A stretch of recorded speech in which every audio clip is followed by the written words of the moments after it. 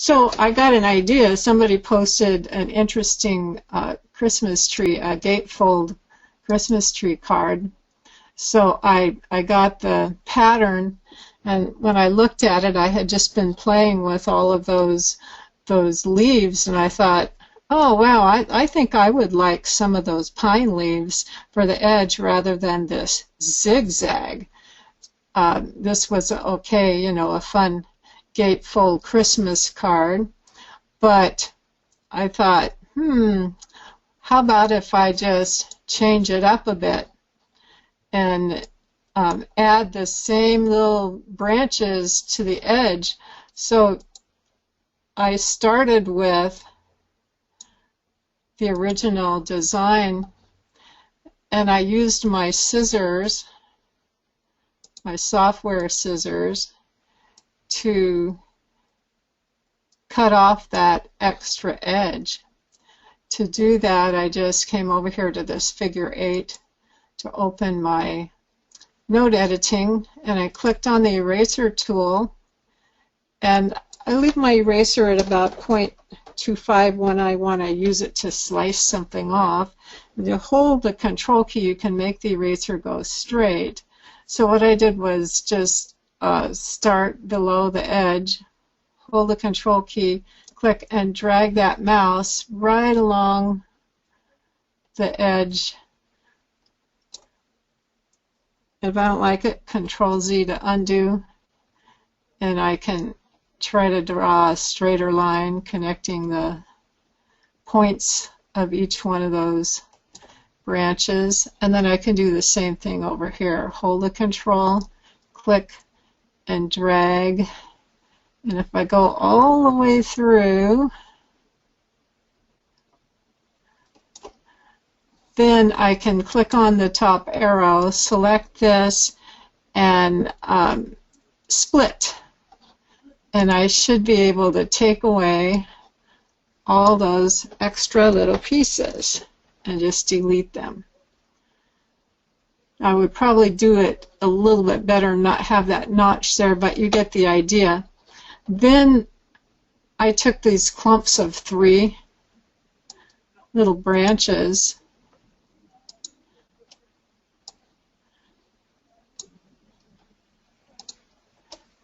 kind of piled like they were recommending, and just duplicated it.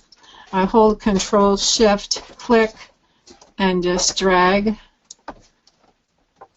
Control Shift, click, and drag. And then if I need more here, I could even Control Shift, click, and drag. And once I'm happy with the effect, I can copy all of that. And I could even weld it, but I don't weld it at first because I'm not sure I'm going to like it that way. I just Control Shift, click, and drag the whole thing. Then I can mirror it using the second icon from the left on the bottom and drag all of this into place here. And then once I have it the way I like it, then I can weld them all together. What I did was try different configurations. I didn't want to duplicate all of this again because it would get pretty thick up there at the top, but I could grab part of it, duplicate it, and rotate it a bit to go down the center. And another thing that I like to do when I'm working with pieces that like to move around is click on the lock icon, so it won't let me edit that piece. It's green right now. If I make it gold, now I can't even select it or move it, and it won't get in the way when I'm trying to do this kind of operation. So let me lock it again, and this time I can work with a section of this. Now I would not weld these to the card I would just kind of figure out layers on it, and this part I could weld, but now I can't weld until I unlock it. And so if I select all of these and the circle, I can click on weld,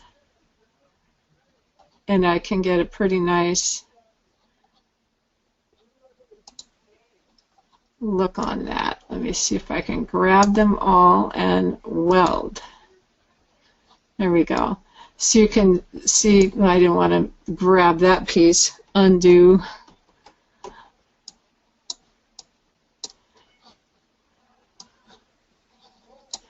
But then I wondered, I bet I could do, now I got to figure out where all the score lines are. I could copy them from a previous, from the version that was free here, and that works.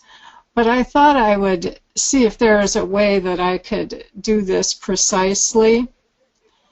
And so what I did was start with a triangle. Let me get a new page here and view my notes. So what I did was grab a triangle from Basic Shapes, type in TR, and I'll get the isosceles triangle here and resize it to 2 inches wide and 5 inches tall, and press enter. And that gives me one section of the tree, of the card base. And I'm going to flip it because I want to form a circle with it, but I also want to curve this edge slightly. So I set the snapping at 1/8 of an inch. Maybe that's why my wrap didn't work. I forgot I had snapping on. Click the second arrow from the top and click in the center of this top line and just push it up a little tiny bit so it snaps into its 1/8 of an inch snap setting. And now I'm going to rotate this around, duplicate it with a rotation, and I'll take off my snapping here. Go to Edit, Duplicate, Rotated Duplicate, and I see that I've got these little humps all around, and I don't really want those, so I'm going to cancel that, and I'm going to straighten out this curve just a little bit less.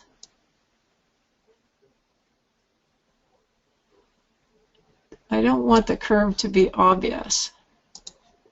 So I'll grab it again, Edit, Duplicate, Rotated Duplicate. And I did 15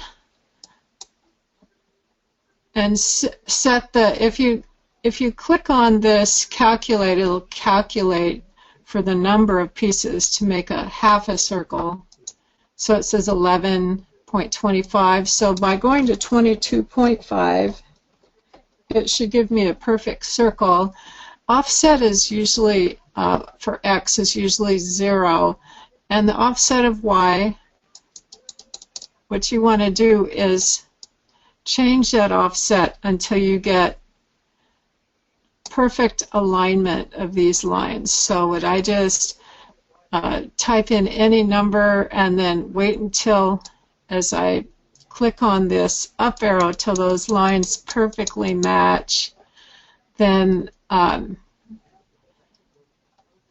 I set it at 64.65 so that I got a good circle, and I click on Accept there. And once I have this, I want to make it so that this line here, it's going straight up and down at the bottom, because that's going to be where my card is. I want that nice and straight line. And then I can get rid of all the pieces that I don't need. I don't need this one, so I'm left clicking. So I need 2 for the bottom and 2 for each side. So I'm just going to left click and hit the delete key. And now I have the pieces that I need for the card. And I'm going to duplicate those, Control Shift and click, and send those to their own layer. I'll hide those. And so I'm going to weld these together to be the card. And then these I'm going to open up and delete the extra lines. So I'm going to use them as the score lines. I'll hide the original so I don't mess it up. Left click and delete. I don't need the bottom line there. These are just score lines. And I'll delete one of the inner lines because they're all duplicated. And I don't need either of the center ones because the center of the card is not folded. And I don't need any of the outside lines. So now I can select all of those lines by clicking on the top arrow and clicking on the thumbnail. And I'm going to click on the color icon, line style, create new line style, and make these dashes, or you can leave them solid if you want, but those are the score lines, and there's the card. So then I can decorate that with any kind of edging that I would like to use. The way this works is it's a valley fold here. These two are valley folds, and this is a mountain fold and a mountain fold. And we end up with a nice card.